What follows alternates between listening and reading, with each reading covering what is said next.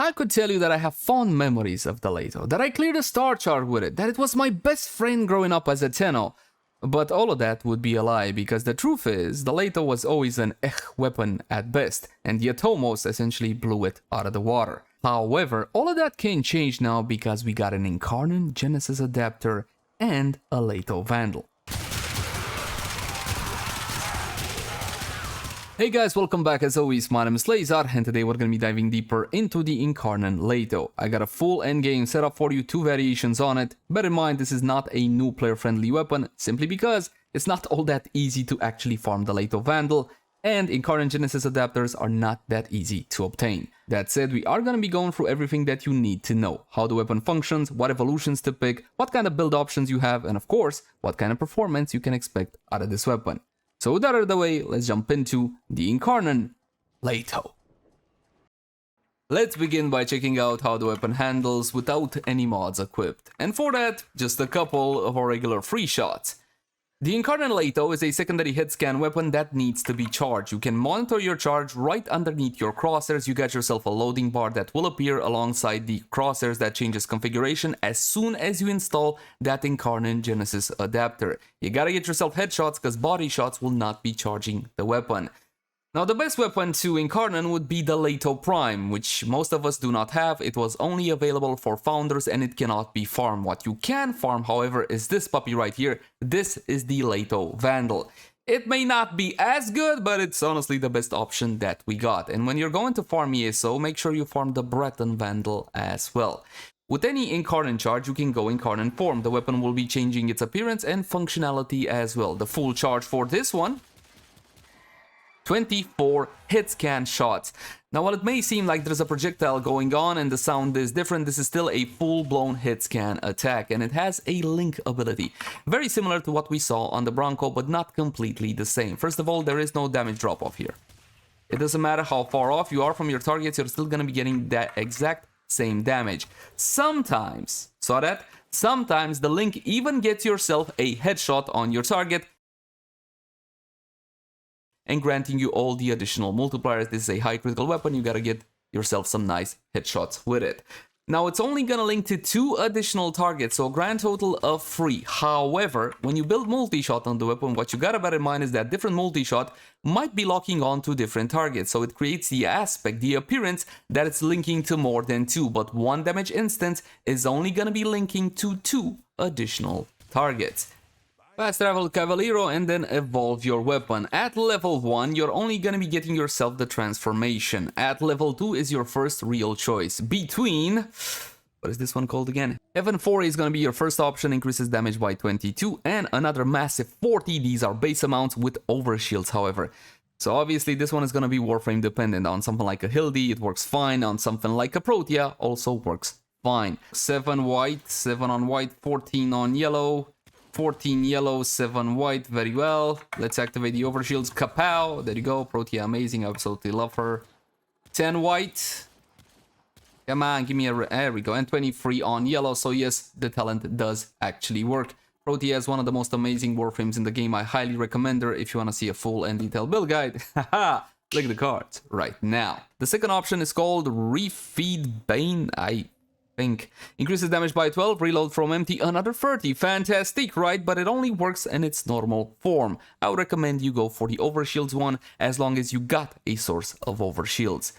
Evolution 3 usually is the usability tree, but this one has 2 fantastic options for the normal form if you choose to Felarx the weapon. Exact Penance on kill, 50% chance for instant reload, fantastic if you're just gonna be using your secondary weapon, and Marksman Gain on headshot, 20% chance for a massive 50% ammo efficiency for 6 seconds, so you don't need to use something like Arcane Pistolier or energized munitions from the helmet system.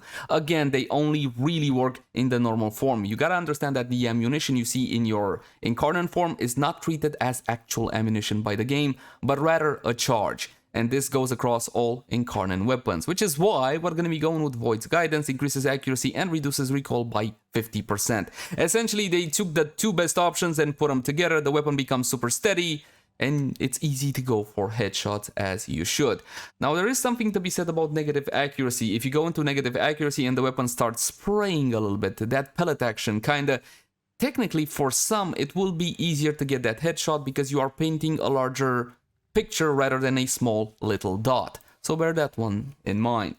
The final three, we're going to start with Carnage Rain. 40% direct damage per status type affecting the target. There is a problem with this talent, and not just this talent in specific. I'm talking about this type of effect on Incarnon weapons. It doesn't seem to generate the damage benefit properly. And in case it does generate the damage benefit properly, then this is a very weak talent. We're going to be going for Death Trap Trigger because this one is a whole lot of fun. On equip from primary, for 4 seconds you get critical chance 38% and critical multi 2.6. These are base amounts, so all of your mods are going to be instantly bouncing off of this. The problem, you got to keep switching from primary to secondary, and it's only for 4 seconds, but hey, live a little, have a bit of fun with Death Trap Trigger. And the final one, the safe option, if you're the safe kind of player, Survivor's Edge, critical chance 6%, status chance 12%. These are base amounts. And here's the thing, if you really must have a slash build on this one as well, because the weapon is heavily weighted into slash, then yes, you go for this one because you need that extra base status chance. For the sake of presenting everything in detail and giving you all the available options, initially we're gonna be going for this one, and then we're gonna switch to Death Trap Trigger.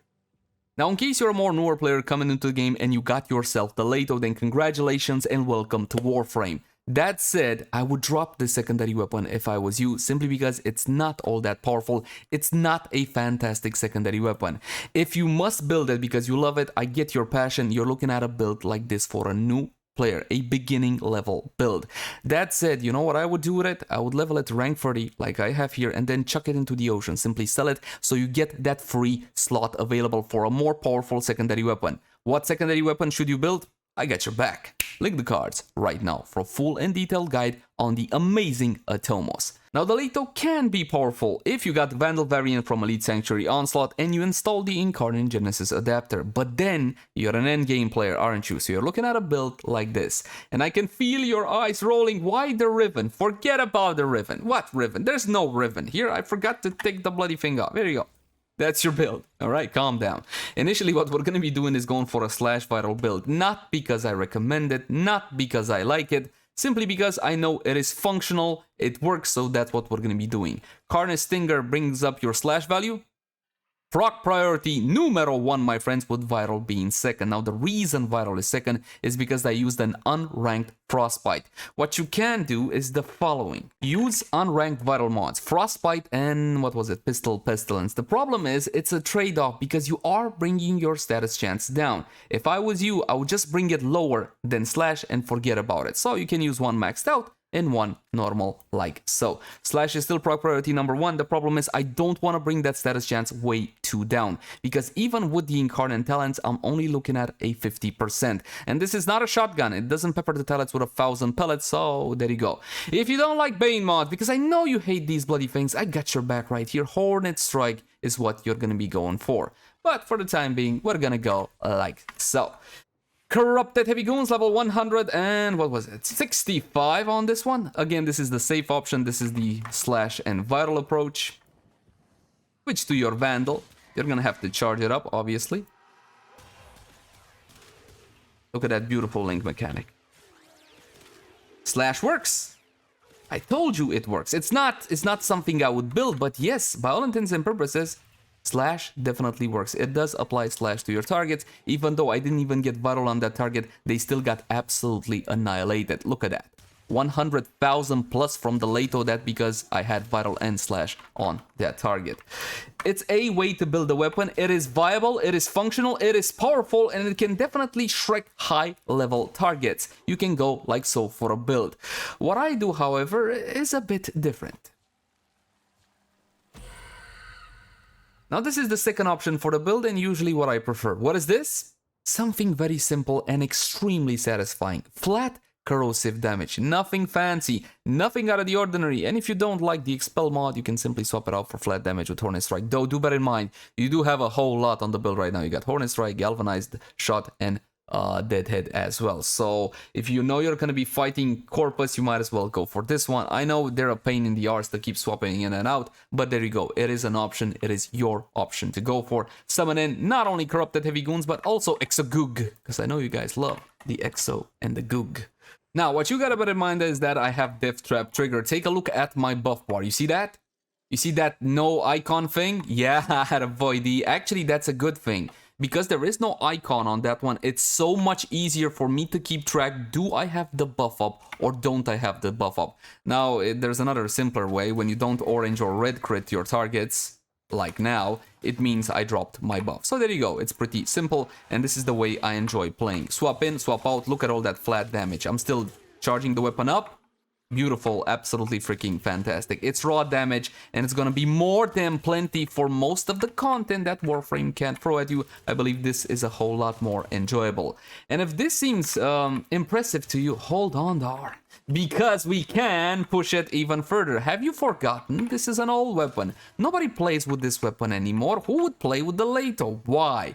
So that means Riven disposition is sky high. And you know what? I checked the prices before doing this vid. They were like 50 to 100 plat maximum. So you can get yourself a bunch of Lato Rivens and have fun with it like that. Reminisce your old glory days when Warframe was still young to you and you ran around with a Lato because you didn't know any better. Anyway, we're gonna be going for this one, but unfortunately I thought as much. So what we're gonna be doing instead, now you should go for the 90s for a flat damage approach, but because I don't have enough mod capacity, I'm gonna be going like so. Why steady hands in the Excel slot? You don't need it, you pick the talent. Yes, yes, stop screaming. I got this Riven, plus 54% weapon recoil. That's why I have steady hands. Got basically the two nullify each other out. Get it? Nullify each other. Anyway.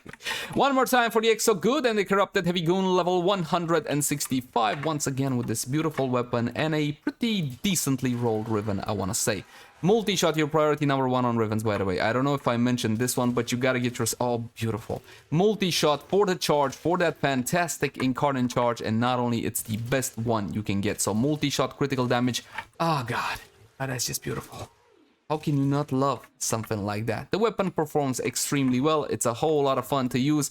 And I never thought that a Lato would be capable of something like this. So to reiterate, if you're going for a Riven, I would prioritize multi-shot above everything else prior to critical damage. And the last one, tell you what, why don't you get an element so you can actually replace one of the elemental mods on the weapon? Now I know what you're gonna say, dude, I can make a primary, like you can make something like a Seto primer, which is totally fine unless of course you're gonna be hitting the circuit, in which case you're up a creek without a paddle. I would recommend you build the elemental combo within the weapon. Now I know what you're gonna be saying, dude, standing still targets in the simulacra, Steel Path gameplay, go. Now I'm gonna show you a run straight from the start. This is Steel Path Survival versus the ever so popular Grenier. I believe this is Selkie over on Hydron. So we're gonna be using Daddy Revenant. Yes, hardcore cheats with Revenant because you should. Damn, I love those red crits. They're absolutely beautiful. Death Trap trigger is on. Take a look at the link. Dude, link mechanic galore. Absolutely love it. Look at this. It just clears house. Now I'm going a little bit slow so you can see, but of course you can open up if you so desire, like this. What you can do is bind your fire to your scroll wheel, and if you do something like that, then you can rapid fire the weapon easily and without the need of a macro. Digital Extreme stance on macros is a little bit iffy, so there you go. To quote them, you do so at your own risk. Change.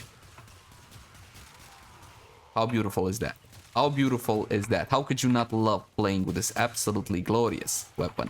Obviously, it wants the two shots, essentially everything that stands before you at this level. Because right now I am using a flat damage build, it will be falling off the higher the enemies I'm gonna be facing. And the slash viral build will be gaining power. It's what it is, my friends. It is the meta of Warframe, and there is really not a whole lot you can do about it. Except, of course, overpower it with even more damage, because everything in Warframe can be fixed with a bit more damage, and that's the honest truth. Now, of course, I can keep staying here and shooting these targets all the live long day, but I fear that's not really gonna be an accurate showing of the weapon's capabilities. Why don't I show you an Acolyte?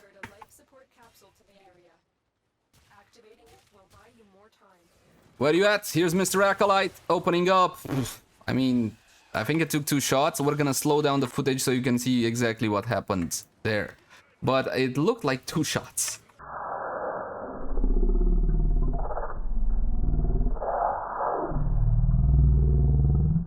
Oh, one last thing. I don't know if you noticed, but I forgot something very, very important that you should never forget when going into a mission. Come on, look, come on, you can see it. What did I forget? I forgot my stupid companion. So if you get for the Panzerwolf like you should, you're gonna be getting yourself some nice vital procs on your targets as well. Which would work better with the slash build than with the raw damage build, but hey, it's still freaking fantastic. About those Warframe buffs, however, what we're gonna be doing is going for Lady Mirage Prime and her outstanding buffs, because I love her and there is no better weapon buffer frame. Corrosive projection against heavily armored targets, a no-brainer, but please don't feel forced into this one. Use whatever aura your build calls for. As for arcanes, even more crit, I'm already critting at tier 2+, so I don't really need Avenger, but I know you love red crit, so we're gonna be keeping this one. Now, normally here I would say, bro, Pistolier, fantastic, but Pistolier does not work on its Incarnon form. Rest assured, however, it does work in its normal form. Then again, you do have that level 3 talent that you can substitute it for, so it's really up to you. Normally, your first arcane or your secondary arcane, at least one of the two arcanes should be reserved for your Warframe, your Energize, your Armor, or whatever else shenanigans you're trying to run. For the time being, more flat damage because, well, not Rage. Rage is for primaries. Precision. At this point, it's kind of wasteful. Oh no, with fire rate. Fire rate? Yeah. Now, fire rate on a semi-automatic weapon is not a fantastic idea, granted, and considering you got a magazine of only 24 mon in Incarnon form, you shouldn't really go for this one, but for the sake of the demonstration, why the hell not?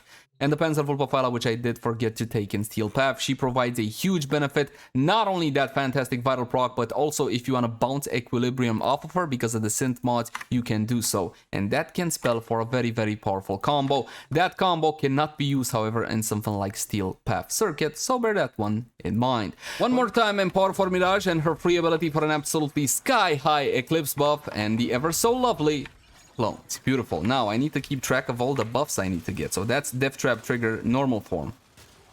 How beautiful is that? I mean, take a look at this. It's not Incarnon form. 1.3 mil, 3.3 mil. Thank you so much, Mirage. Look at this. 4.3, 4.6 mil. I don't know, 6.5. That was a red crit, I believe.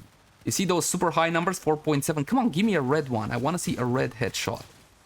We're gonna go Incarnon form as well, but for the time being, 3.7 on red. Beautiful. Absolutely bloody fantastic. This is what the Lato can do with proper Warframe buffs. Now, granted, this is also a huge credit to Mirage, not just the weapon itself. Incarnon form. Don't forget about Death Trap Trigger. And here we go. Oh, beautiful. Absolutely freaking phenomenal, man. 7.6 mil on that target. 3.5. I don't think that was a headshot. That wasn't a red crit, though. Beautiful. Beautiful. Absolutely freaking fantastic. 5.2. 9 point something on that target. It keeps going up thanks to the galvanized mods, but I was in the shade there. That's why I didn't get the full benefit of Mirage's Eclipse. That's the problem with Eclipse. And Mirage in general, the problem with Mirage is survivability, but the problem with Eclipse per se is its unreliability. God damn it, DE. Give us a toggle already. We've been asking for many, many years. One more time because it is fun while we draw our conclusions. The Incarnon Lato is a freaking fantastic weapon. I am sorry. I am legitimately sorry I don't have a Prime variant, but you know what? This is very clear indication of what the weapon can do. It's a whole lot of fun. It packs one hell of a punch, and I highly recommend it to just about anyone.